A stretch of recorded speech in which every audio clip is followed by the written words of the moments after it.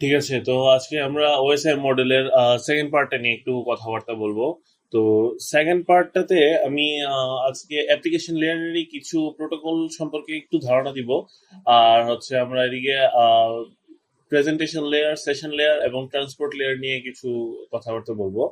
তো যেরকমটা আমরা জানি যে ওএসআই মডেলের 7টা লেয়ার থাকে। তো এর মধ্যে আমরা হচ্ছে অ্যাপ্লিকেশন লেয়ারের কিছু প্রোটোকল, তারপর হচ্ছে প্রেজেন্টেশন লেয়ার, তারপর সেশন লেয়ার এবং ট্রান্সপোর্ট লেয়ার, এই এই কয়েকটা লেয়ার নিয়ে আমরা আজকে কথা বলবো। তো গতবার যেমনটা বলেছিলাম যে গত পার্টে যে এইচটিটিপি এবং এইচটিটিপিএস এর মধ্যে যে পার্থক্যটা, সেটা হচ্ছে যে এটা আপনার প্লেন টেক্সটের মাধ্যমে ট্রান্সফার করে এইচটিটিপি, আর এনক্রিপ্টেড ফরম্যাটে ডাটা ট্রান্সফার করে এইচটিটিপিএস। আর এছাড়াও আপনার যে এসএসএল সার্টিফিকেটের কথা যেরকমটা বলেছিলাম যে এইচটিটিপি তে এসএসএল সার্টিফিকেট বা টিএলএস সার্টিফিকেট থাকে না। টিএলএস সার্টিফিকেট হচ্ছে ট্রান্সপোর্ট লেয়ার সিকিউর। তো এই সার্টিফিকেটটা আপনার এইচটিটিপি তে থাকে না। আর এইচটিটিপিএস এর মধ্যে আপনার এই এসএসএল বা সিকিউর সকেট লেয়ার, এই সার্টিফিকেটটা থাকে। তো দুটোর মধ্যে পার্থক্যটা কি আমি এখনই দেখাচ্ছি। যেরকমটা আপনি এখানে দেখতে পাচ্ছেন যে একটা ওয়েবসাইট চালু হয়েছে, এটা আমার নিজস্ব সার্ভার থেকে একটা চালানো, যেটা কিন্তু আমরা এইচটিটিপি তে চালাচ্ছি। এইচটিটিপি, ওকে, এটা কিন্তু এইচটিটিপি তে চালাচ্ছি। কিভাবে বুঝলাম? এই যে এখানে কিন্তু আমার নট সিকিউর এরকম একটা ওয়ার্নিং দেখাচ্ছে যে your connection to this site is not secure. এই ওয়ার্নিংটা দেওয়ার মানে হচ্ছে আমরা এই ওয়েবসাইটটা এইচটিটিপিএস এ ব্যবহার করছি না, এইচটিটিপি তে ব্যবহার করছি। এখানে বলছে যে নট সিকিউর। কেন সিকিউর না এখনই দেখাচ্ছি। সেটার জন্য আমরা একটা টুল ইউজ করব যেটার নাম হচ্ছে ওয়ার শার্ক।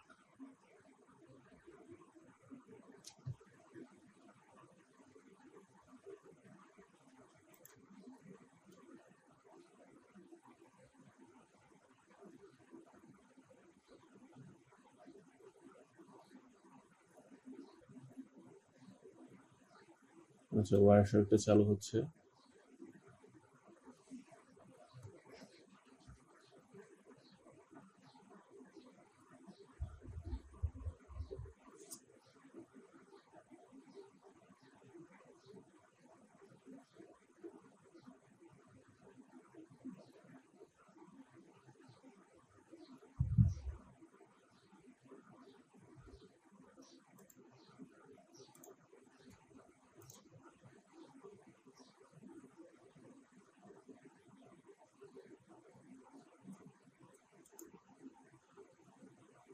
ওকে, ওয়ার শার্কটা আমাদের চালু হয়ে গেছে।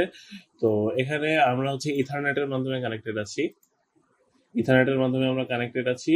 তো সেই ক্ষেত্রে আমরা ইথারনেট কেবলটাকে আমরা সিলেক্ট করব, এই যে আমাদের ইথারনেট। তারপর আমরা প্যাকেট ক্যাপচার করা শুরু করে দেব। তো প্যাকেট ক্যাপচার শুরু হয়ে গেছে। তো এখানে ধরেন আমি যে কোনো একটা উল্টাপাল্টা ইউজার নেম এবং পাসওয়ার্ড দিই। ধরলাম আজাইরা, পাসওয়ার্ড দিলাম ফালতু। ঠিক আছে, তো লগ ইন করলাম। এটা আপাতত এরর দেখাচ্ছে কারণ এটা কোনো কমার্শিয়াল কোনো ওয়েবসাইট না, সেজন্য আমি এটাতে কোনো কাজ করি নাই আমাদের নিজস্ব সার্ভারে। তো এখন আমি প্যাকেট ক্যাপচারটা বন্ধ করে দিচ্ছি। তো আমি একটু ফিল্টার করি, এইচটিটিপি রিকোয়েস্ট, এই যে প্যাকেটগুলোকে এখন আমি ফিল্টার করলাম। তো এখন আমরা এটার এইচটিটিপি স্ট্রিমকে ফলো করব। এই যে যেরকমটা দেখা যাচ্ছে, ইউজার নাম দিয়েছি আজাইরা, পাসওয়ার্ড কিন্তু ফালতু। আমাদের পাসওয়ার্ড, ইউজার আইডি এবং পাসওয়ার্ড কিন্তু এখানে এক্সপোজ হয়ে গেছে। যার জন্য আমরা কিন্তু এখানে এইচটিটিপি রিলেটেড কোনো ওয়েবসাইটে কিন্তু আমরা আমাদের যে ব্যক্তিগত যত তথ্য বা ব্যাংকিং এর যদি কোনো তথ্য থাকে, তো ওটা কিন্তু আমরা এইচটিটিপি রিলেটেড কোনো ওয়েবসাইটে কিন্তু আমরা ব্যবহার করতে পারবো না। তবে যেটা, এটা যদি আবার এইচটিটিপিএস এর ওয়েবসাইট থাকতো, সেক্ষেত্রে কিন্তু আমরা এটা ব্যবহার করতে পারতাম। যেমনটা আমরা আবার প্যাকেটটা ক্যাপচার করি। ওকে, প্যাকেট ক্যাপচার শুরু হয়েছে। ধরেন আমরা ফেসবুকের মধ্যে যদি আমি যাই, দেখুন বন্ধ করে দিই। ওকে ওকে, একটা নতুন উইন্ডো নিই, প্রাইভেট উইন্ডো, facebook.com।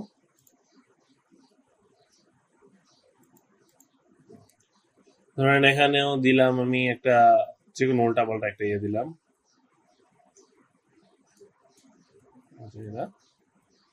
ফালতু দিলাম, লগ ইন করার চেষ্টা করলাম,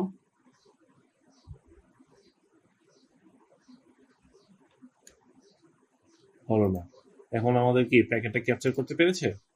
পারার কথা। http request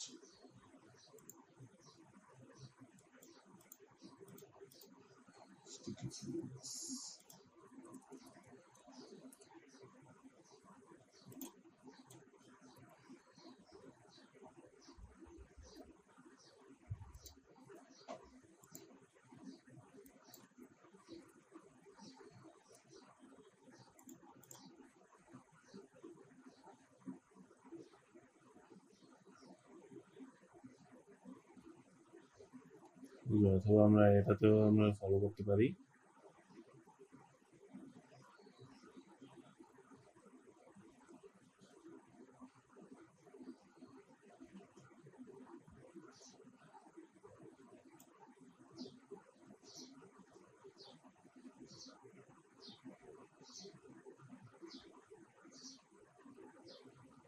আচ্ছা, এটা প্যাকেটটা আসলে খুঁজে পাচ্ছি না। আচ্ছা, যাই হোক, তো আমরা এইটুকু বুঝতে পেরেছি যে আমাদের এইচটিটিপিতে কোনোভাবে কিন্তু আমরা আমাদের পার্সোনাল যত ইনফরমেশন আছে এটা কিন্তু আমরা এখানে শেয়ার করতে পারবো না।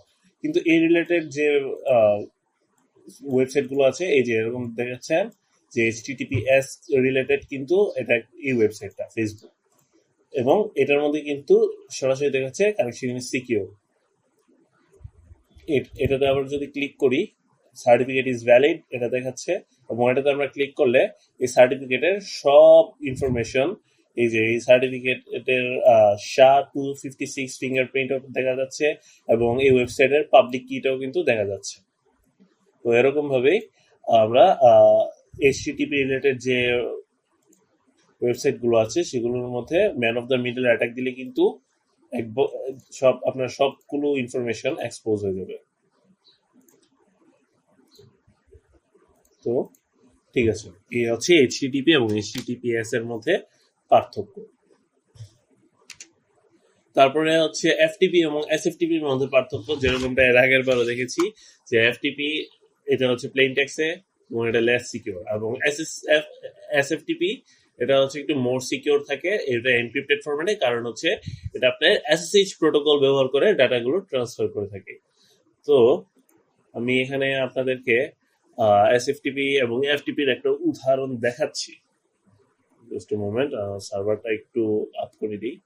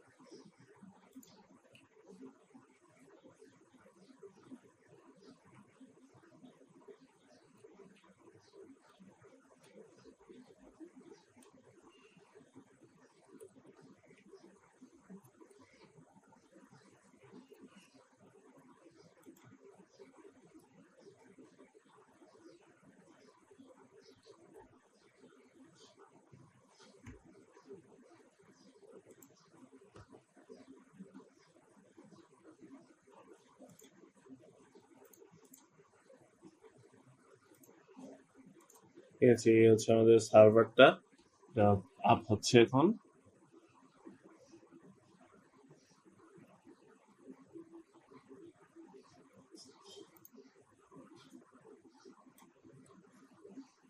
এই আমাদের মাইক্রোটেকের মাধ্যমে আমরা এই সার্ভারটাকে দেখছি। তো লোড হতে একটু সময় নিচ্ছে, লোড হয়ে গেছে। আমরা শুধুমাত্র আইপিটা জানার জন্য আমরা এদিকে যাব।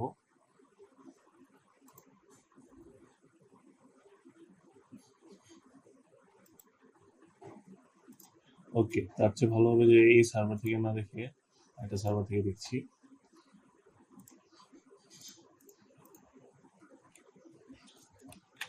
আমরা এদিকে একটা সার্ভার থেকে দেখছি।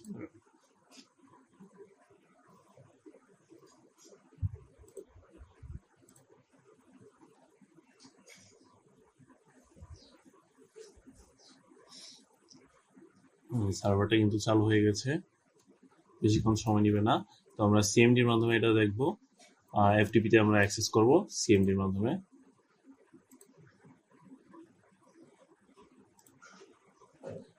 আমরা আইপি অ্যাড্রেসটা একটু জানবো।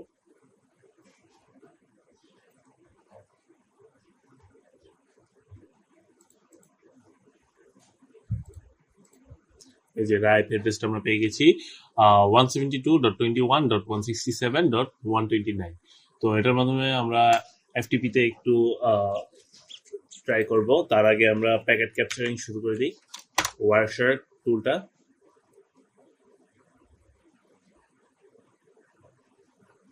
ওকে, তো সেক্ষেত্রে আমরা এই এই ল্যানের মাধ্যমে আমরা এই ইথারনেটের মাধ্যমে আমরা প্যাকেটটা ক্যাপচার করব, যেহেতু আমার সার্ভারের সাথে আমার এই পিসি এই ইথারনেট কেবলের মাধ্যমেই আমাদের কানেক্টেড আছে।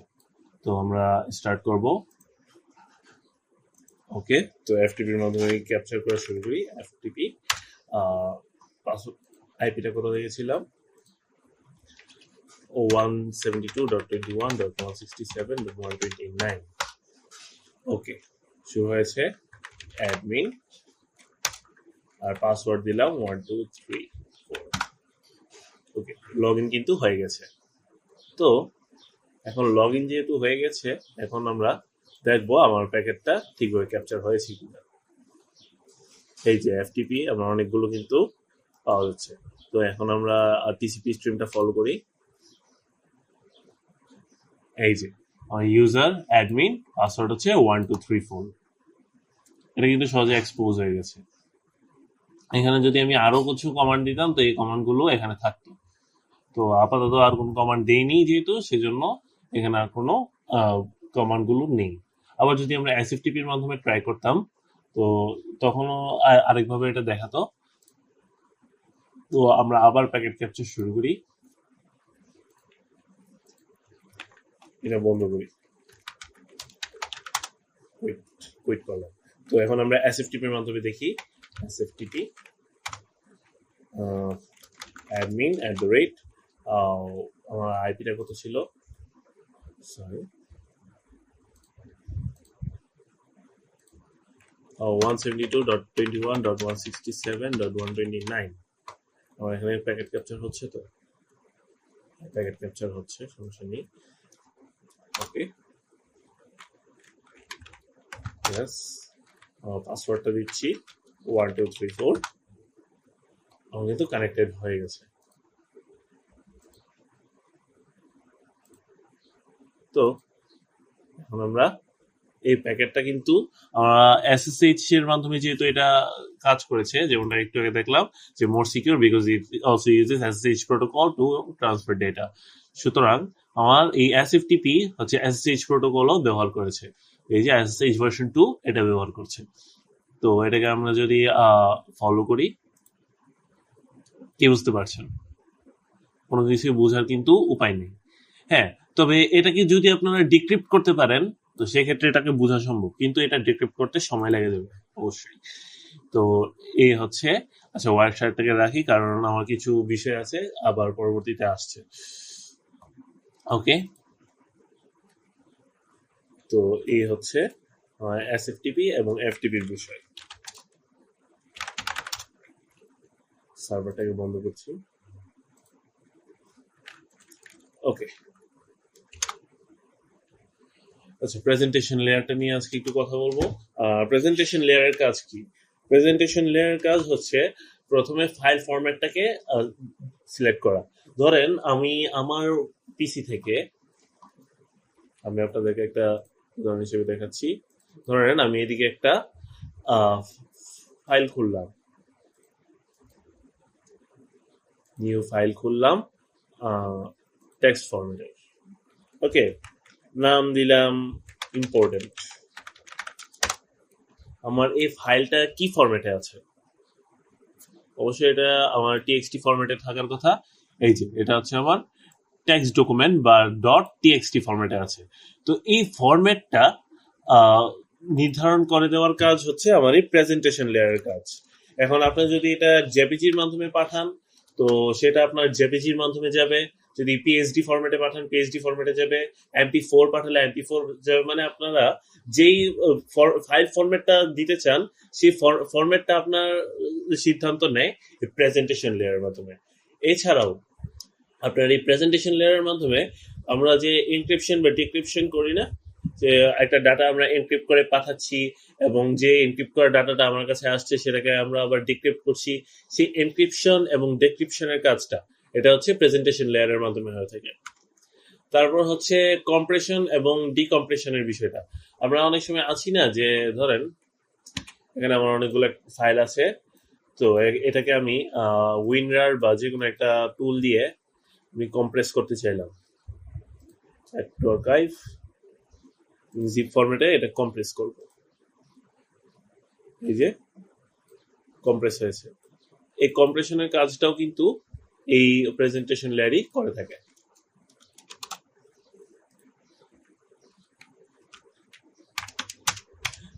এই হচ্ছে প্রেজেন্টেশন লেয়ার। সেশন লেয়ারের কাজ কি? সেশন মানে কি? সেশন হচ্ছে আপনার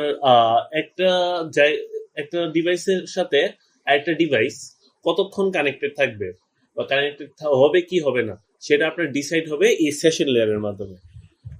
ধরেন আপনি যে কোনো একটা জায়গায় আছেন, তো আপনার বাড়ির মানুষকে আপনি কল দিলেন, ধরেন আপনার মাকে আপনি কল দিলেন, তো আপনার মাকে কল দিলেন যে, তো কল দেওয়ার সাথে সাথে আপনারা যদি হ্যালো হ্যালো করা শুরু করেন তো সেক্ষেত্রে তো অবশ্যই আপনার মা শুনবে না এটা, কারণ আপনার মার হচ্ছে কলটা রিসিভ করতে হবে আগে।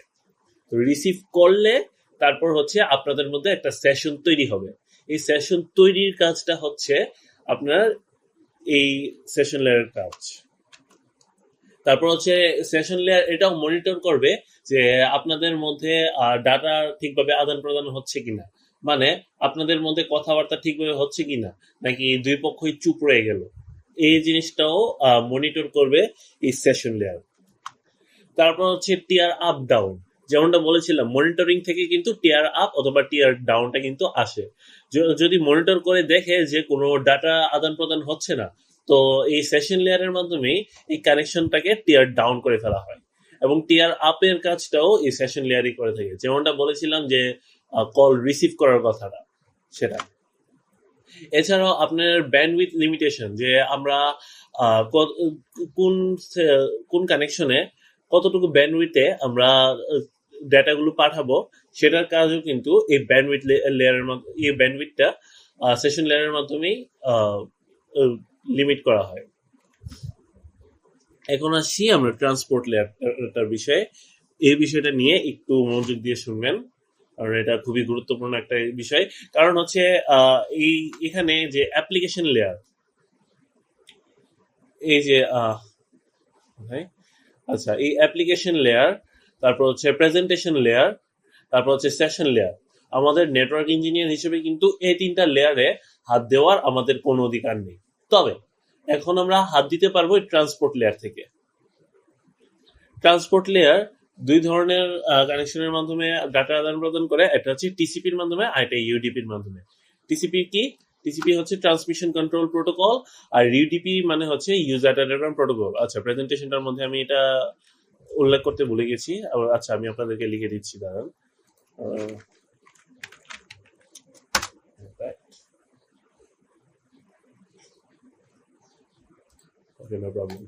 আচ্ছা এই টিসিপি এর লেখাটা মনে দেখা যাচ্ছে, একটু বড় করছি। টিসিপি হচ্ছে ট্রান্সমিশন কন্ট্রোল প্রোটোকল, আর ইউডিপি মানে হচ্ছে ইউজার ডাটাগ্রাম প্রোটোকল। তো এই টিসিপির কাজ কি এবং ইউডিপির কাজ কি এটা সম্পর্কে একটু দেখবো। যেরকমটা এখানে অলরেডি একটা ছক আপনারা দেখতে পাচ্ছেন, দুইটার মধ্যে আমি ডিফারেন্স দেখিয়ে দিচ্ছি। টিসিপি হচ্ছে নন রিলায়েবল কানেকশন, আর ইউডিপি হচ্ছে নন রিলায়েবল, আর টিসিপি হচ্ছে রিলায়েবল কানেকশন। সরি। তো টিসিপি আমরা রিলায়েবল কেন, এটাকে আমরা কিছুটা ডাক বিভাগের বা কুরিয়ারের বিষয়টা আমরা একটু দেখতে পারি। যে ধরেন আমি একটা জিনিস পাঠাবো, বা যে কোনো একটা পার্সেল পাঠাবো, ধরেন ঢাকা থেকে পাঠাচ্ছি আমি কুমিল্লা কিংবা নোয়াখালী কিংবা ব্রাহ্মণবাড়িয়া, যেখানে পাওয়া যায়, তো সেখানে আমি পাঠাবো। তো সেক্ষেত্রে আমার কাছে দুটো অপশন থাকে, হয় আমি পোস্ট অফিসের মাধ্যমে এটা পাঠাবো, আর না হয় আপনার বিভিন্ন কুরিয়ার সার্ভিস আছে, যেমন এসি কুরিয়ারের মাধ্যমে আমরা পাঠাবো। তো টিসিপির টিসিপিটাকে আমরা পোস্ট অফিসের সাথে তুলনা করতে পারি। মানে পোস্ট অফিস কি করে, যে হয়তোবা মালটা আপনার কাছ পর্যন্ত পৌঁছাতে একটু দেরি হয়, কিন্তু সেটা আপনার পৌঁছাবে এতটুকু নিশ্চিত। তো কুরিয়ারের বিষয়টাও এমন, যে আপনার আপনার কাছে এই পার্সেলটা খুব দ্রুত পৌঁছে যাবে, তারপরে আপনি নিবেন কি নিবেন না সেটা হচ্ছে আপনার বিষয়, সেটা নিয়ে তাদের কোনো মাথা ব্যথা নেই। বিষয়টা হচ্ছে এরকম। তো এই টিসিপিও হচ্ছে রিলায়েবল কানেকশন, মানে এটা হচ্ছে আপনার অনেক স্লো থাকবে টিসিপিটা, তবে আপনার কাছে এই ফাইলটা যেভাবে করে হোক পৌঁছাবে, এই জিনিসটা এই টিসিপি অবশ্যই এনশিওর করবে। তবে ইউডিপির বিষয়টা কি, যে ধরেন আমরা একটা টিভিতে খেলা দেখছি লাইভ স্ট্রিম, তো এটা আপনার টিভি পর্যন্ত ডাটাটা পৌঁছাচ্ছে কি পৌঁছাচ্ছে না, এটা নিয়ে কিন্তু তাদের মাথা ব্যথা নেই। এইটাই হচ্ছে আমরা ইউডিপির মাধ্যমে এই ডাটাটা ট্রান্সফার হয়ে থাকে। টিসিপি হচ্ছে ট্রাস্টেড, কারণ যেমনটা বললাম যে এটা আপনার ডেস্টিনেশনে ডাটাটা ঠিকভাবে পৌঁছেছে কিনা সেটা অবশ্যই এনশিওর করবে। আর ইউটিপির ক্ষেত্রে সে কোনো গ্যারান্টি দিবে না যে এই ডাটাটা আপনার কাছে যে কোনো ধরনের লস ছাড়া পৌঁছেছে। টিসিপি সাধারণত এইচটিটিপি অথবা এইচটিটিপিএস এর মধ্যে এফটিপি, এসএফটিপি, এসএমটিপি অথবা টেলনেট এসএসএইচ এর মাধ্যমে এই টিসিপিটা ব্যবহার হয়ে থাকে। আর ইউডিপি ব্যবহার করে ডিএনএস সার্ভারের ক্ষেত্রে ডিএইচসিপি সার্ভার, টিএফটিপি এবং এসএনএমপি সার্ভারের মাধ্যমে। আর টিসিপির ক্ষেত্রে কিন্তু ডাটা সেগমেন্ট আকারে ডাটাগুলো পাঠায়। সেগমেন্ট আকারে কিভাবে পাঠায় এটা নিয়ে এখনই কথা বলবো। ডাটা সেগমেন্ট আকারে পাঠায়, আর ইউটিউবের ক্ষেত্রে কিন্তু কোনো সেগমেন্ট নাই, যেভাবে পাচ্ছে সেভাবে পাঠাচ্ছে। ইউটিউবের বিষয়টা হচ্ছে এমন। তো এখন আমরা সেগমেন্টেশনটা নিয়ে একটু কথা বলি। একটু এই যে সেগমেন্টের কথা বললাম, এই যে ধরেন আমি অনেক বড় একটা ফাইল পাঠাবো, ধরেন 1 জিবি। 1 জিবির ক্ষেত্রে ডাটাগুলো কি হয়, যে বিভিন্ন সেগমেন্ট আকারে বিষয়গুলো আমাদের ডাটাগুলো পাঠানো হয়। সেগমেন্টের বিষয়টা আপনারা দেখেছেন, যারা আপনারা আইডিএম ব্যবহার করে থাকেন তাদের দেখবেন যে আপনার যে সবুজ বারটা আছে সেটা কিন্তু কয়েকটা ভাগে বিভক্ত হয়ে যায়, এরকম সেগমেন্টেশন করে থাকে। তো ট্রান্সপোর্ট লেয়ারেও আপনার এরকম সেগমেন্টেশন তৈরি হয়, যে প্রথমে আসবে সেগমেন্ট 1, তারপর সেগমেন্ট 2, সেগমেন্ট 3, সেগমেন্ট 4, সেগমেন্ট 5, এরকম বিভিন্ন সেগমেন্ট আকারে আপনার ডাটাগুলো পৌঁছায়। এর থেকেও প্রথম সেগমেন্টে যেটা থাকবে সেটা হচ্ছে এই ডাটাগুলোর হেডার। এখন হেডারের মধ্যে কি থাকে, এই হেডারটার মধ্যে থাকে আপনার পোর্ট নাম্বার থাকবে, তারপর হচ্ছে সিঙ্ক বা অ্যাকনলেজমেন্ট মেসেজ ট্রান্সফার যত ডাটা আছে সেটা থাকবে, তারপর হচ্ছে উইন্ডো সাইজ সম্পর্কে তথ্য থাকবে। তো পোর্ট নাম্বারটা নিয়ে একটু কথা বলি। তো আমরা যেরকমটা একটু আগে দেখেছিলাম যে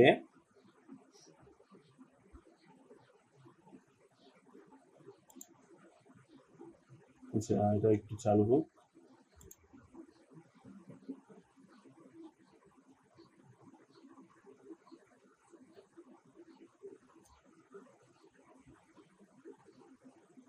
ওকে, এটা চালু হয়ে গেছে।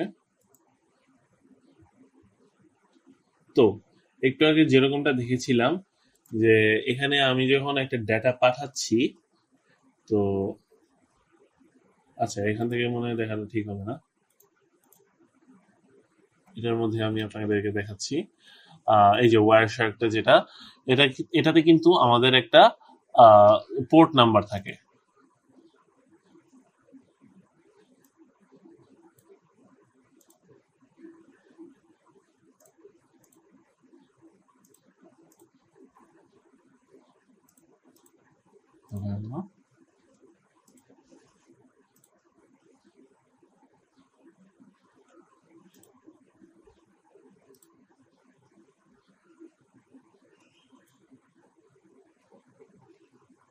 আচ্ছা, এই যে আপনার এই যে ট্রান্সমিশন কন্ট্রোল প্রোটোকলে পোর্ট নাম্বার থাকে, সোর্স পোর্ট এত, ডেস্টিনেশন পোর্ট হচ্ছে আপনার 22।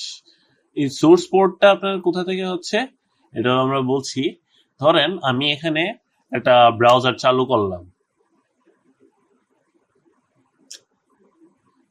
ঠিক আছে? ব্রাউজারের মধ্যে আমি লিখলাম যে উইকিপিডিয়া, উইকিপিডিয়া গুগলের মাধ্যমে সার্চ দিলাম।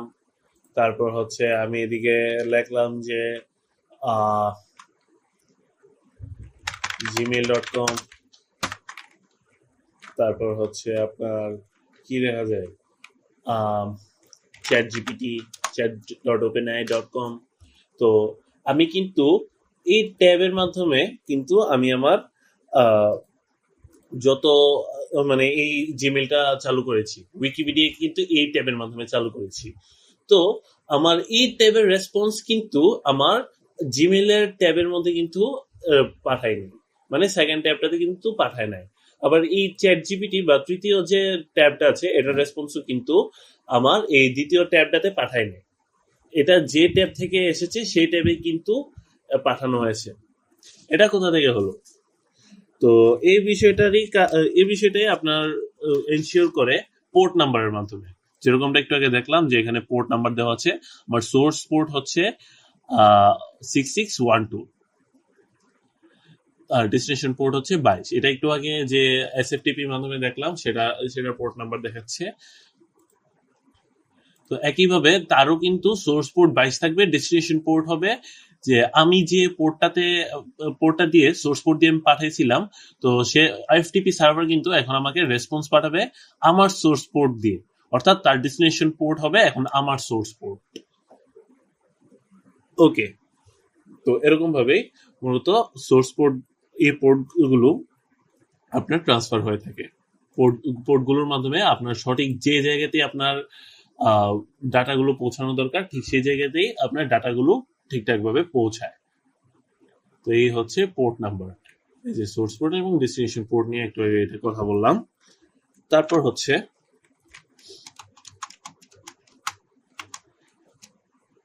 সিঙ্ক্রোনাইজ এবং অ্যাসিঙ্ক্রোনাইজ অ্যাকনোলেজমেন্ট মেসেজটা নিয়ে। এটা আবার দুই ধরনের আছে, একটা হচ্ছে টু ওয়ে হ্যান্ডশেকের মাধ্যমে পাঠায়, আর একটা হচ্ছে থ্রি ওয়ে হ্যান্ডশেকের মাধ্যমে পাঠায়। টু ওয়ে হ্যান্ডশেক কি? এটা হচ্ছে একদম সিম্পল। আপনি ক্লায়েন্টকে একটা মেসেজ পাঠাবেন যে আপনি এই ডাটাটা রিসিভ করতে পারবেন কিনা সার্ভারকে, এবং সার্ভার সেটা সরাসরি আপনাকে রেসপন্স পাঠাবে। এটা এই রেসপন্সটাকে বলে অ্যাকনোলেজমেন্ট মেসেজ, যেটা বলবে যে হ্যাঁ আমি পারবো, এরকম ভাবে একটা মেসেজ পাঠায় দেয়। এই ডায়াগ্রামটা দিয়ে আমরা বুঝতে পারবো যে ক্লায়েন্ট হচ্ছে আপনার সার্ভারের কাছে একটা সিঙ্ক্রোনাইজ মেসেজ পাঠালো এবং সার্ভার থেকে একটা অ্যাকনোলেজমেন্ট মেসেজ আপনার ক্লায়েন্ট মেশিনে পাঠালো। এটা হচ্ছে two way handshake. Three way হ্যান্ডশেকের ক্ষেত্রে সেটা কি? এটা হচ্ছে আপনার এই সিঙ্ক মেসেজটা যেটা আছে সেটার জন্য একটা অ্যাকনোলেজমেন্ট পাঠাবে, তারপর হচ্ছে ডাটার জন্য একটা অ্যাকনোলেজমেন্ট প্যাকেট আপনার ক্লায়েন্ট পাঠাবে। এটাকে বলে থ্রি ওয়ে হ্যান্ডশেক। তো ঠিক এরকম ভাবেই ক্লায়েন্ট আপনার সিঙ্ক মেসেজের মাধ্যমে সার্ভারের সাথে কমিউনিকেশন করার চেষ্টা করবে, এবং সার্ভার ওই সিঙ্ক মেসেজের রেসপন্সে একটা অ্যাকনোলেজমেন্ট মেসেজ পাঠাবে।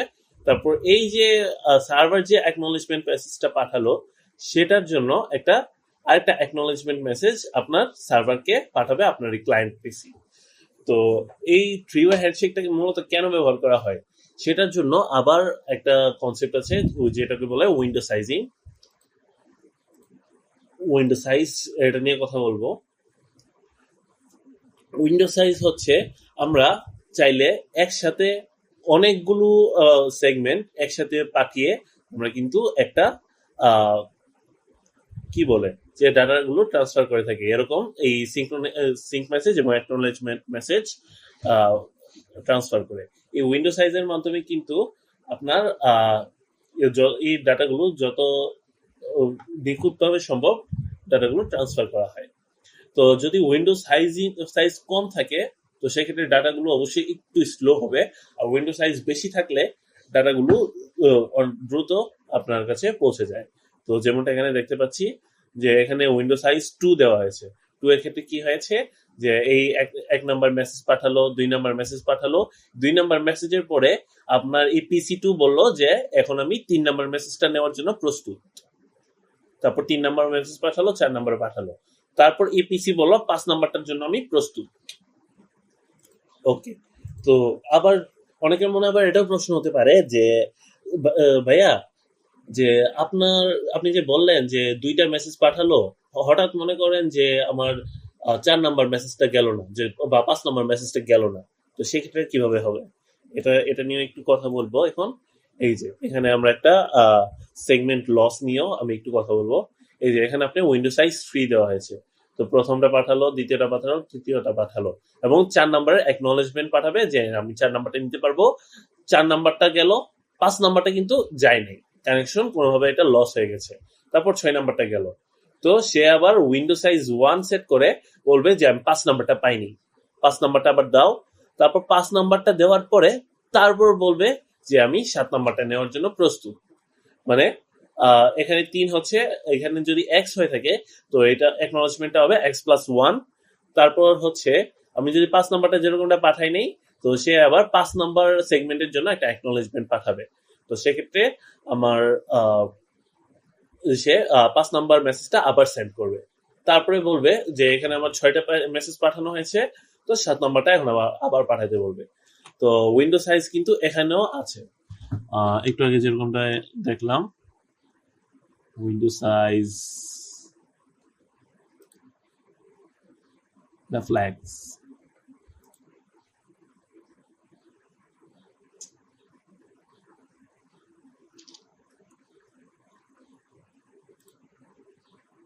এখানে উইন্ডো সাইজ থাকার কথা।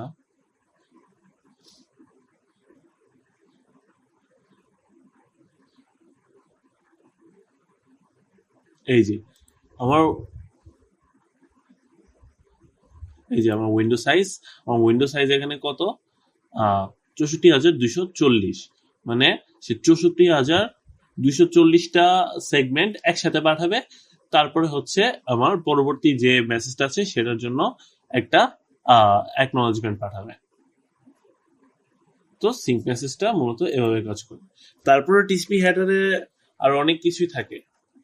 হ্যাঁ, আবার এর ট্রান্সপোর্ট লেয়ারের মাধ্যমে কিন্তু ফ্লো কন্ট্রোলটাও হয়, এটা আমি মেনশন করতে ভুলে গেছি যে ফ্লো কন্ট্রোলটা মূলত কি। ধরেন আমি একটা রিমোট এরিয়াতে, ধরেন আপনি বসে আছেন ঢাকা, আপনার এক বন্ধু বসে আছে কানাডা বা অস্ট্রেলিয়া, যে কোনো একটা দেশে। তো সেক্ষেত্রে কি হবে যে আপনার বন্ধুর কাছে আছে ধরেন 50 Mbps এর একটা ইন্টারনেট কানেকশন, যদিও অস্ট্রেলিয়াতে আরো ভালো ইন্টারনেট কানেকশন আছে। জাস্ট এক্সাম্পলের মাধ্যমে ধরে নিন যে আপনার বন্ধুর আছে 50 Mbps এর ইন্টারনেট, আর আপনার আছে 20 Mbps এর ইন্টারনেট। তো আপনার বন্ধু এখন চাচ্ছে আপনাকে একটা মেসেজ পাঠাতে। তো এখন কিন্তু এখানে 50 Mbps পাঠালে সে কিন্তু এটা 50 Mbps আপনার রিসিভ করতে পারবে না, কারণ সে যদি আপনি আপনার অস্ট্রেলিয়ার বন্ধু 50 Mbps যদি পাঠায়, আপনার পিসি কিন্তু সবগুলো ডাটা ধরতে পারবে না, আসলে ধরতে পারবে না। ধরেন আমি এখন খুব দ্রুত যদি কথা বলি, তো আমার কথা কিন্তু সবগুলো আপনি নাও বুঝতে পারেন। আবার যদি আমি খুব স্লোলি কথা বলি, তখন কিন্তু আপনাদের কাছে বিষয়টা অনেক বোরিং ফিল হবে। তো আমি চাচ্ছি যে আপনারাও আমার কথাটা রিসিভ করতে পারেন, আমিও যাতে আপনাদেরকে আমার যে সঠিক স্পিড আছে ওই স্পিডে আমি আপনাকে বুঝাতে পারি।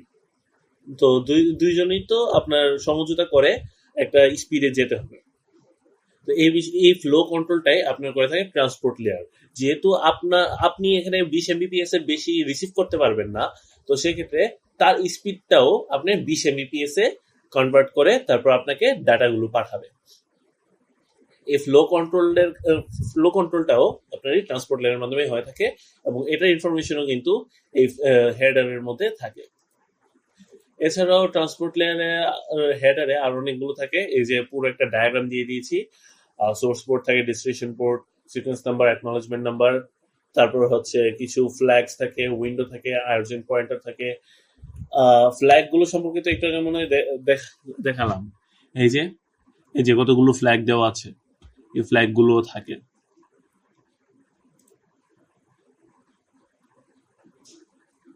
যেরকমটা আপনারা ওয়ার শার্কটার মধ্যে দেখতে পাচ্ছেন। ওকে, তো আজকে এ পর্যন্তই। আজকে যেটুকু দেখানো হয়েছে আশা করি আপনি বুঝতে পেরেছেন। তারপরেও যদি কোনো ধরনের কোয়েরি থাকে অবশ্যই থাকতে পারে, কারণ অনেকেরই বিভিন্ন ধরনের প্রশ্ন থাকতে পারে।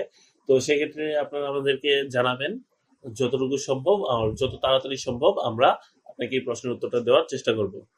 ততক্ষণ পর্যন্ত ভালো থাকেন। আল্লাহ হাফেজ।